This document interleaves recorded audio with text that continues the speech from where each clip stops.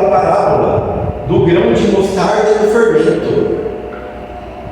E essa palavra, ela existe nos 3 livros da Bíblia, Mateus, Marcos e Lucas.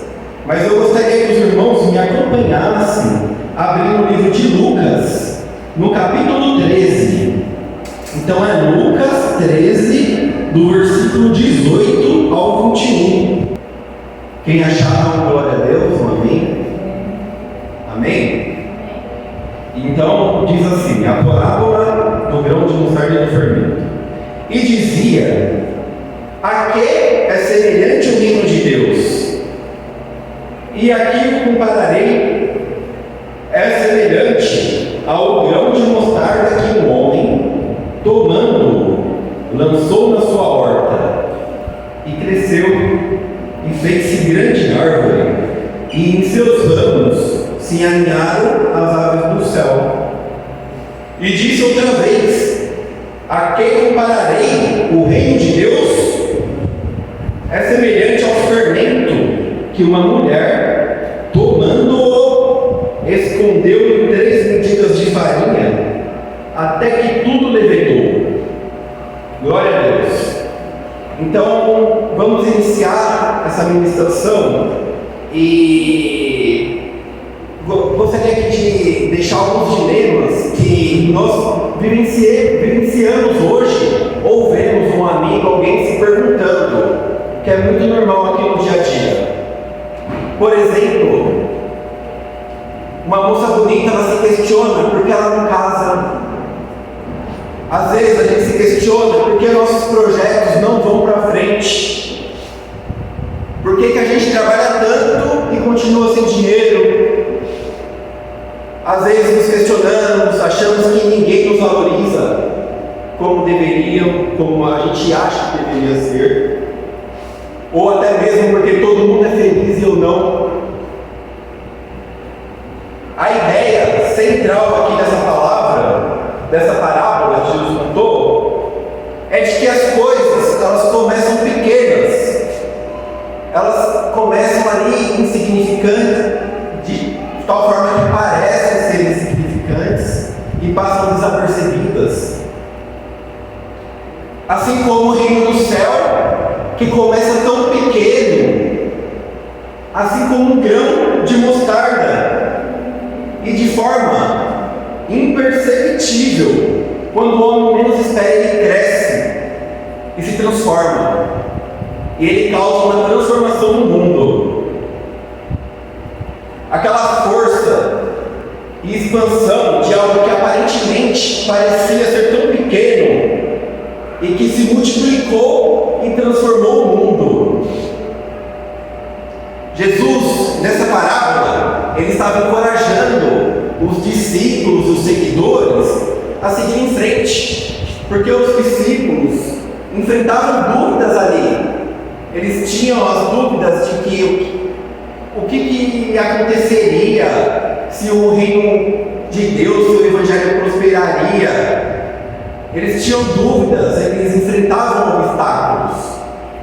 Então Jesus estava falando para confiar no reino do céu, que era semelhante a um grão que começava pequeno, mas que no longo prazo transformaria o mundo. Para não se preocupar no curto prazo com o presente ali, porque o império que eles viveram ali era muito poderoso, era muito grande, e eles lutavam contra isso que parecia ser muito grande. Mas Jesus sabia, eles não, mas Jesus estava dando conforto ali para eles. O grão de mostarda significava ali, era uma analogia dentro daquilo que eles conheciam naquela época como a menor das sementes que eles cultivavam ali. Então eles tinham aquilo como a menor, e Jesus estava falando que, apesar de ser a menor semente, ela cresceria, se tornaria uma árvore que viraria abrigo e aninharia pássaros e os protegeria. Então era essa analogia que Jesus estava fazendo e mostrando para seus seguidores e discípulos naquela época. Era uma visão de longo prazo que Jesus estava dando. Jesus e um grupo modesto, com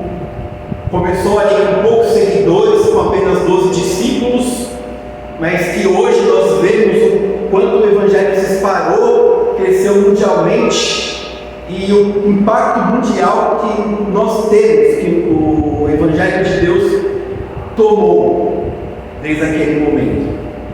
Algo grandioso está além das nossas expectativas. A gente acha que não é possível, que algo é muito pequeno, que algo é insignificante, mas Deus tem algo grandioso para nossas vidas, a partir daquela sementinha, a partir de algo pequenininho que começa ali com você, ou que você planta. Algo que parece ser tão pequeno se torna uma árvore tão grandiosa. Então, confie no processo, apesar das aparentes limitações. Não sei se dá para enxergar, mas a sementinha, ela é uma bolinha muito pequenininha, mal dá para ver ali no PowerPoint, e ela é uma hortaliça, e alguns estudos dizem que ela pode alcançar de 3 a 5 metros, dependendo do porte. Ela pode virar uma árvore realmente, assim como eu coloquei nessa imagem, abrigando ali os ninhos, os passarinhos. Algo que parece tão insignificante, tão pequenininho, e que se transformou numa árvore tão grandiosa, que dá sombra, que abriga ali, que dá conforto, que purifica. E essa árvore só existe porque alguém plantou. Se não foi o homem, até mesmo um passarinho, alguém plantou aquela semente e se transformou numa árvore tão grandiosa. E vou mostrar para vocês esse tracinho aqui. Eu não tenho ideia, mas deve ter mais de 100 grãos de mostarda aqui dentro. E realmente é muito pequenininho. Você pode passar? Muito pequenininho, parece que insignificante, parece que ela não vai se tornar uma árvore tão grandiosa ali. E é incrível o poder de Deus e o que Deus deixou para essa semente. Eu vou dar um outro exemplo do impacto do crescimento, o poder que o crescimento tem. E eu vou fazer uma dinâmica aqui com vocês. Eu vou fazer uma proposta. Não sei se alguém está precisando de um trabalho, mas eu vou mandar uma proposta aqui e eu vou pagar um salário para quem aceitar essa proposta. E a minha proposta é a seguinte: você vai largar, se você tem um emprego, você vai pedir as contas, mas eu vou te pagar, você vai trabalhar para mim um dia inteiro.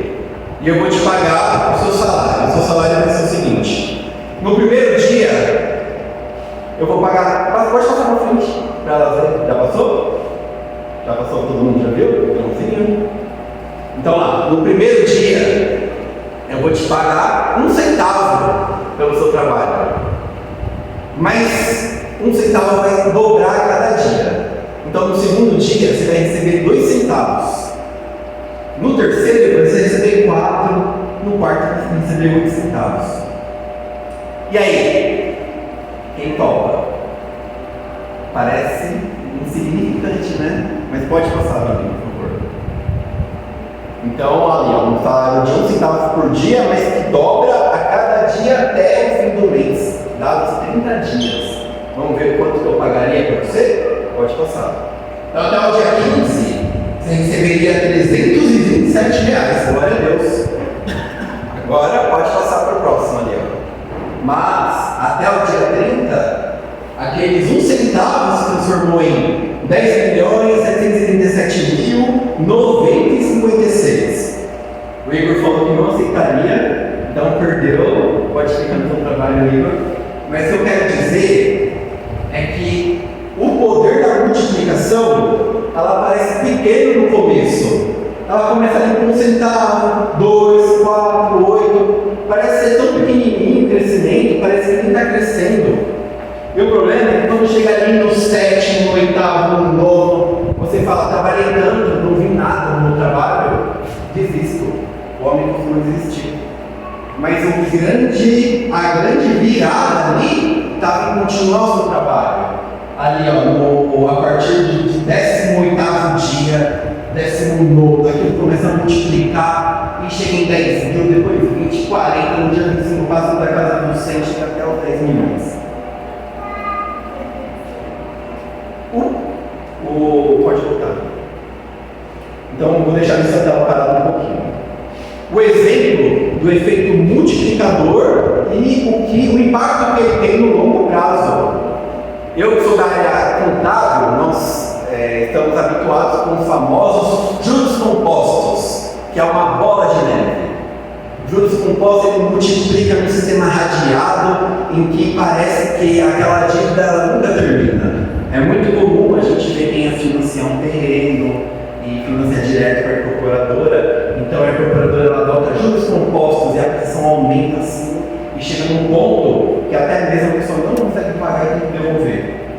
Então o poder da multiplicação ela pode ser para o bem, ela pode ser para o mal também. Então temos que tomar muito cuidado com aquilo que a gente planta, com o que nós vamos plantar e regar na terra. Ela pode multiplicar algo muito bom, mas também pode ser algo ruim. Imagina que ao invés de dias aqui, fossem meses.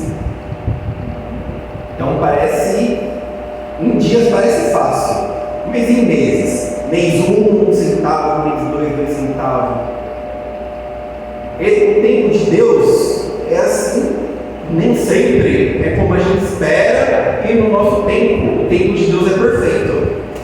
Então, Deus tem uma promessa, nós temos o nosso tempo certo de frutificar, mas é o tempo que Deus determinou para que nós frutifiquemos.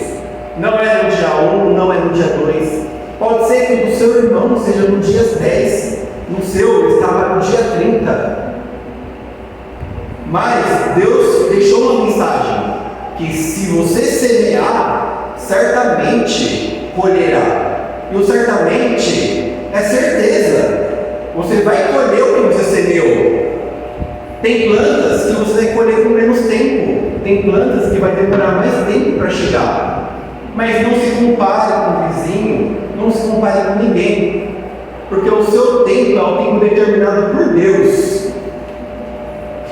Fique em paz e pratique as pequenas tarefas. Aquilo que Deus já colocou na sua mão hoje. Você não está à toa aqui no mundo, você tem um propósito. A Sofia, ela tem um propósito, a Stephanie tem um propósito dela. Não existe um momento perfeito para se iniciar. Você já tem uma sementinha que Deus colocou na sua mão hoje. Utilize ela, já plante ela, já comece a regar ela para que ela frutifique. Cada um de nós temos uma sementinha na nossa mão.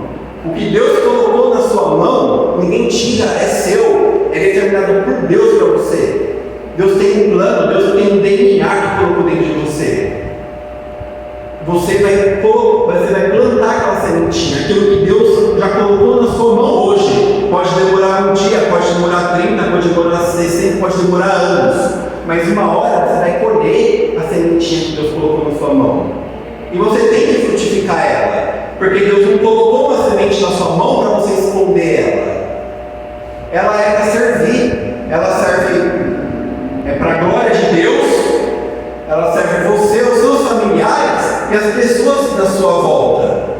Porque Deus colocou um dom e deu um dom para você. E não é para você reter esse dom na sua casa. É para você espalhar. É para você mostrar. É para você entregar o Evangelho de Deus. Você tem um dom. Fala com suas amigas, fala com seus amigos, mostre que você é diferente. Eles vão ver que há algo diferente em você e vai perguntar o que existe de diferente em você. E você vai falar: eu sou filho de Deus, eu sigo as palavras do meu Deus, do meu Senhor. Basicamente isso. Deus deu uma sementinha, um grãozinho na sua mão. Você vai ter que plantar, regar e cuidar dele para ele crescer. O resto é Deus que toma conta. O crescimento é por conta de Deus. Você plantou a sementinha, o resto é com a terra, é com a chuva que Deus vai prover. É aquela sementinha sementinha vai frutificar, ela vai crescer. Eu trouxe uma muda, e essa muda, ela não nasceu por acaso. Essa aqui é uma muda de um grão de mostarda.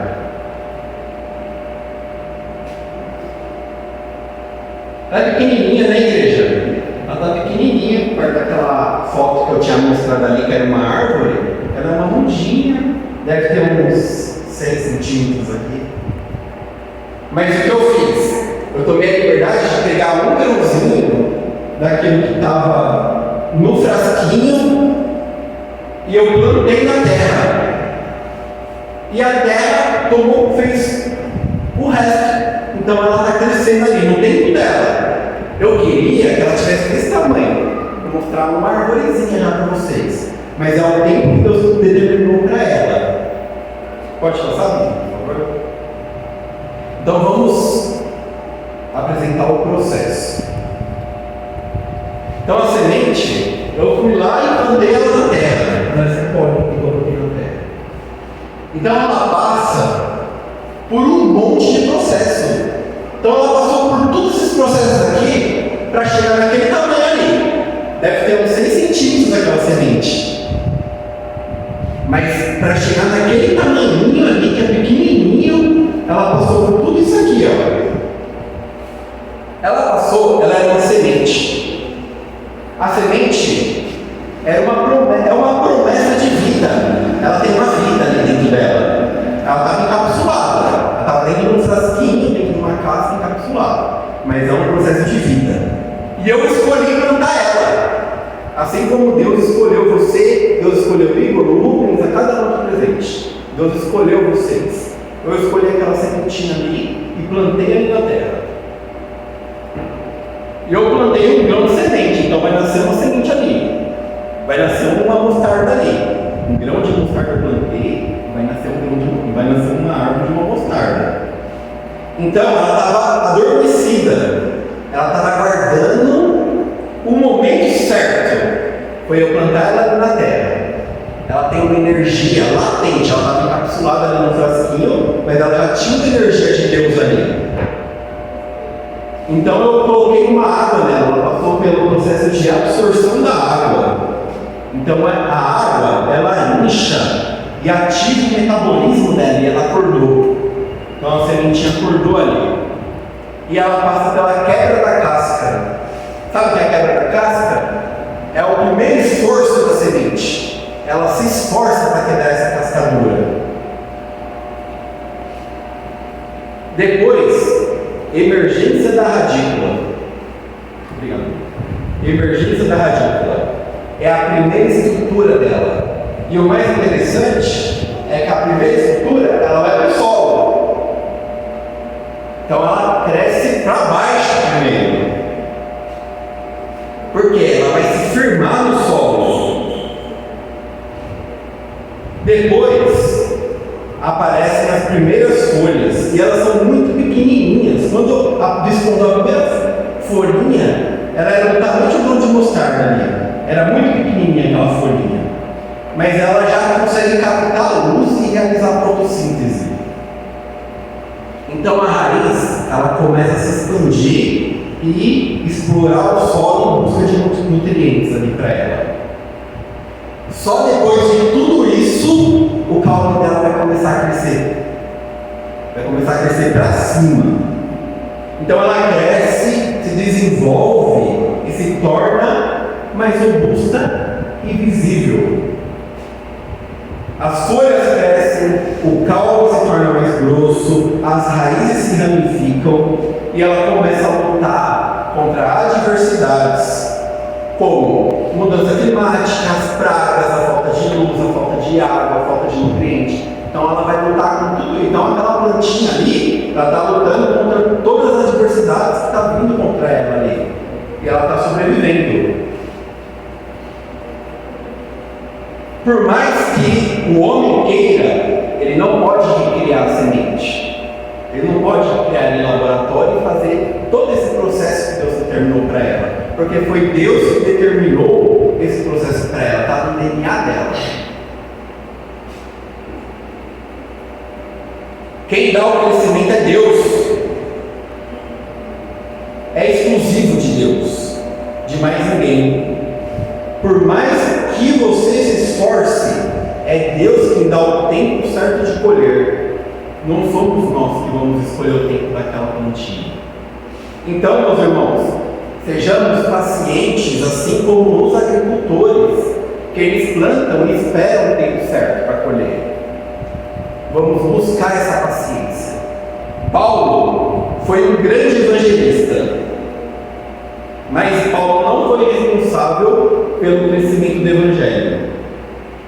Foi Deus o responsável pelo crescimento do evangelho. Você pode passar? Então, Paulo, em 1 Coríntios 3, no versículo 6 e 7, ele diz assim: eu plantei, Apolo regou, mas Deus deu o crescimento. Pelo que nem o que planta é alguma coisa, nem o que rega, mas Deus quem dá o crescimento. Glória a Deus. Então, ao começar pequeno,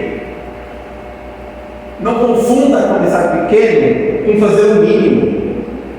Vou dar um outro exemplo para vocês. O marido chega na esposa e pergunta, imagina a situação, eu perguntava para minha esposa, ela pediu para eu lavar a louça e eu perguntava para ela, se eu não lavar a louça, você vai se divorciar de mim? Aí a minha esposa vai falar, não, isso não é motivo para divórcio. Ah, então eu não vou lavar a louça, porque não é motivo para divórcio, eu não vou lavar a louça. Ah, se a esposa chega no marido e pergunta, se eu não limpar a casa, é motivo de divórcio? O marido vai falar, não, eu não vou me divorciar de você só porque você não quer limpar a casa. Então a mulher fala, não, então eu não vou mais limpar a casa, nunca mais, porque não é motivo de divórcio.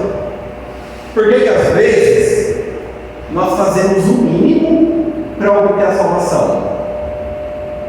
Porque nós acreditamos que nós já fazemos o suficiente, estamos aqui na igreja, nos domingos, e a gente está ali lendo a palavra de Deus, a gente já acha que é suficiente para obter a salvação. Deus, se eu não ajudar o meu vizinho que está deficiente, que está inabilitado ali, atravessar a rua, eu vou perder a salvação? Não, então não dá motivo para perder a salvação, então eu não vou ajudar. Não é assim, a gente tem que fazer. A gente começa pequeno, mas não significa que a gente tem que fazer o mínimo. Nós temos que fazer tudo que Deus nos deu de ferramenta para que o Evangelho se expanda, para que a gente consiga converter o nosso vizinho, converter o nosso irmão, para que ele veja que há algo de diferente. Porque o reino dos céus já está presente na minha vida, na sua, mas depende de nós expandir o reino de Deus. Mas o reino do crescimento não é do Igor, não sou eu, vem de Deus. A gente só faz a nossa parte, a gente só planta a sementinha. No versículo 21 de Lucas 13, ele fala do fermento. Então o reino do céu é semelhante a um fermento, numa massa, porque ela transforma de dentro para fora. Você quer ser transformado? Eu quero ser transformado todos os dias da minha vida. Que Deus, o Espírito Santo de Deus age na minha vida e me transforme. Eu acho que todos nós queremos ser transformados. É assim que o fermento funciona. Ele transforma. E se você colocar um fermento ali numa massa de pão e tentar colocar o seu ouvido para ouvir o fermento trabalhar, você vai ouvir o silêncio. Não tem nada para ouvir ali. Porque Deus age silenciosamente. O reino dos céus age silenciosamente. Mas, apesar de agir silenciosamente, ele faz algo transformador. É uma transformação gloriosa que vamos vivenciar, ou que estamos vivenciando. A perseverança e a paciência são qualidades fundamentais do bom evangelista. E germinar, assim como aquela planta germinou, é sair do seu estado de repouso e iniciar suas atividades. mesmo que o começo pareça insignificante, ela segue um processo natural e poderoso. Deus já determinou para cada um de nós o crescimento. Persevere, confie no processo, apesar das aparentes limitações que nós vivenciamos. Pequenas atitudes que parecem ser tão pequenas podem empenhar e expandir o reino dos céus. Vocês querem um exemplo? Pode passar, por favor. Esse PowerPoint, ele reflete uma imagem que se passou com o eunuco. Então, eu vou convidar a igreja para abrir a sua Bíblia no livro de Atos 8, do versículo de 26 ao 40.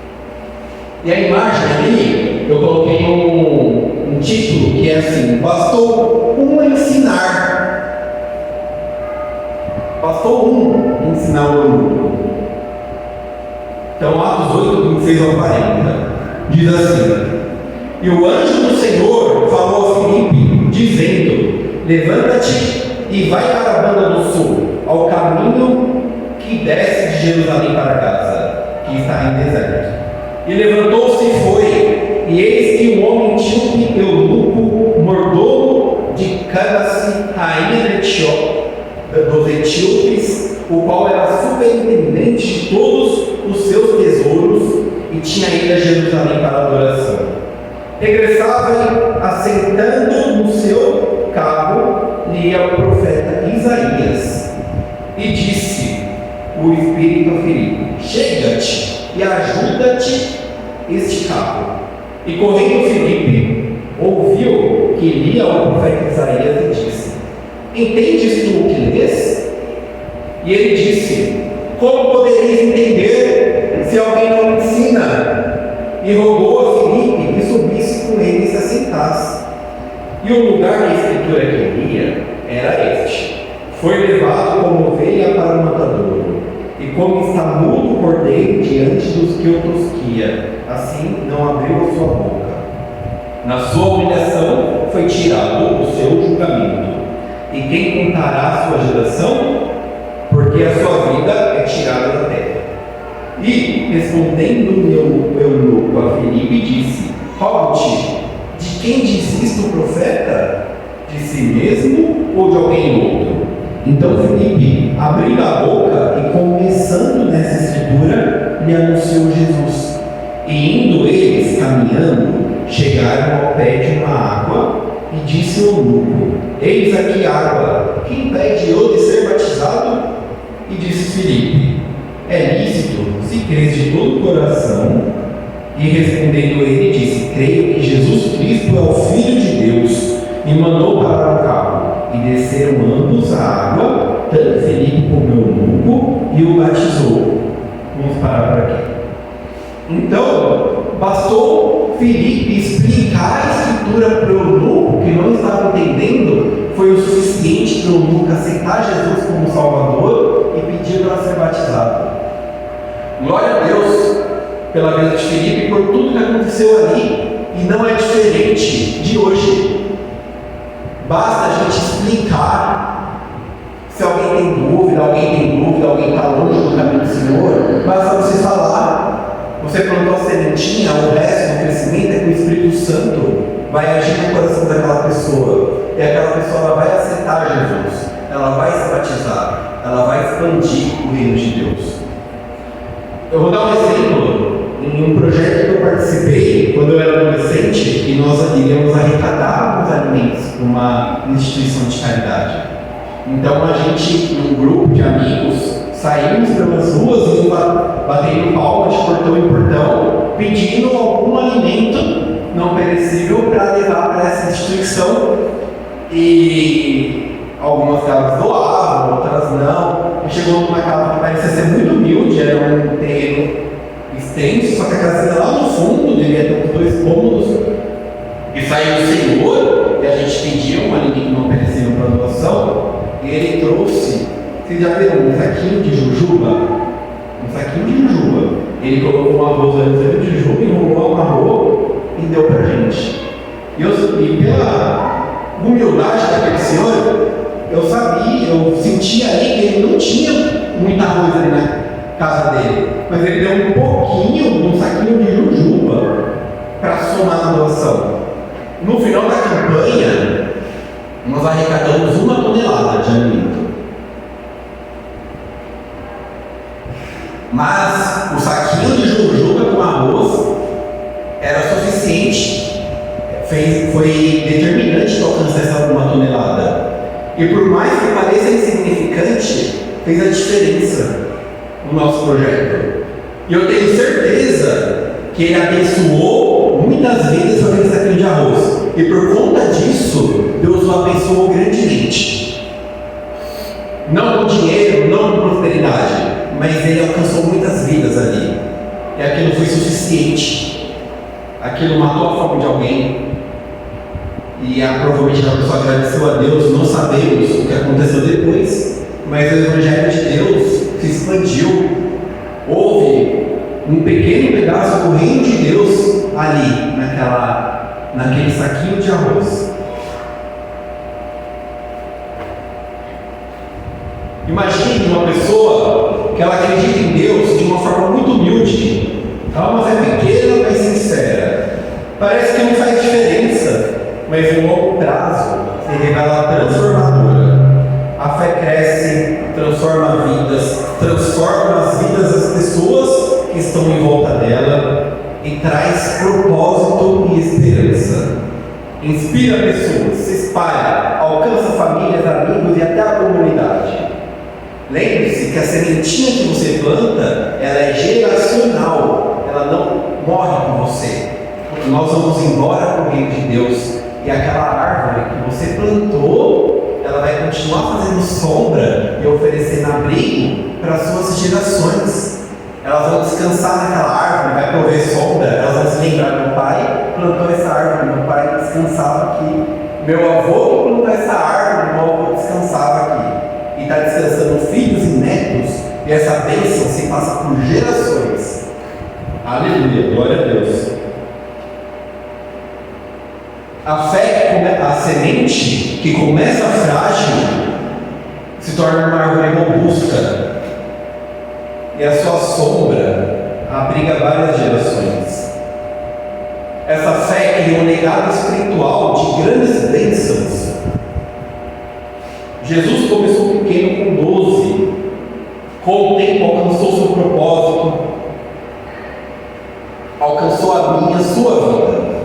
Este é o crescimento do reino de Deus. Uma árvore que oferece abrigo, que é salvação, amor e esperança. Glorifica a Deus com a sementinha que Deus colocou na sua mão hoje mesmo. Céus e terra passarão, mas a palavra de Deus não passará jamais. Vamos fechar nossos olhos e orar. Vamos refletir sobre tudo que Deus já fez na nossa vida, sobre todo o processo que nós já passamos. Deus já deu uma sementinha para cada um de nós. Vamos orar. Querido Deus, Pai amado, obrigado, Deus, por tudo que o Senhor provê em nossa vida. Já tem feito um grande milagre. O seu processo já iniciou. Queremos plantar essa sementinha, Senhor, que ela possa crescer, que ela possa dar frutos, superabundar no reino de Deus. Aleluia. O Senhor é grande, o Senhor é poderoso. Age, Senhor, na vida de cada um de nós, que o Espírito Santo de Deus esteja presente no nosso coração. Restabeleça a nossa fé.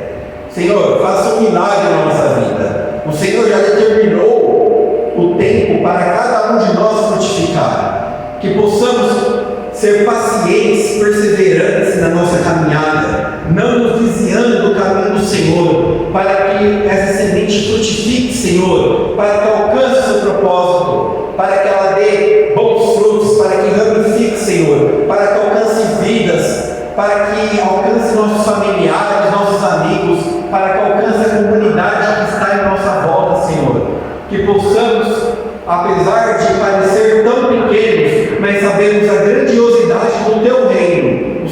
presente em nossa vida. O Senhor é grande e poderoso. O Senhor é poderoso para fazer milagres em nossa vida. Confiamos no processo, Senhor. Confiamos que sem o Senhor não somos nada. É o Senhor que dá crescimento, não somos nada. Que o Senhor cresça, que nós diminuamos, que seja tudo para a honra e glória do Seu nome, Senhor. Tire toda a timidez, toda a vergonha, que possamos reconhecer nossos dons e utilizá-los para a